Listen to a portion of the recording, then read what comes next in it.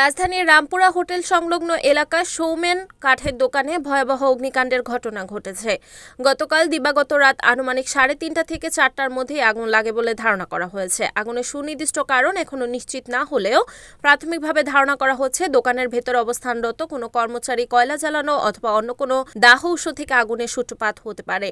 অগ্নিকাণ্ডে দোকানটি সম্পূর্ণভাবে পড়ে যায়। এতে বিপুল পরিমাণ কাঠ, করাত, মেশিন ও অন্যান্য যন্ত্রপাতি নষ্ট হয়েছে। ব্যবসায়ীর দাবি, এই ঘটনায় আনুমানিক প্রায় 5 কোটি টাকার ক্ষয়ক্ষতি হয়েছে। দোকানের দাহ সামগ্রী বেশি থাকায় আগুন দ্রুত ছড়িয়ে পড়ে। খবর পেয়ে ফায়ার সার্ভিস ঘটনাস্থলে পৌঁছে প্রায় 1 ঘন্টা চেষ্টায় আগুন নিয়ন্ত্রণে আনে। তবে ততক্ষণে দোকানটি সম্পূর্ণ ভস্মীভূত হয়ে যায়। আগুন আশপাশের ভবনে ছড়িয়ে না পড়লেও তীব্র তাপে কিছু ভবনের কাচ ও বাইরের অংশ আংশিক ক্ষতিগ্রস্ত হয়। ঘটনার প্রকৃত কারণ অনুসন্ধানে তদন্ত শুরু করেছে সংশ্লিষ্ট কর্তৃপক্ষ।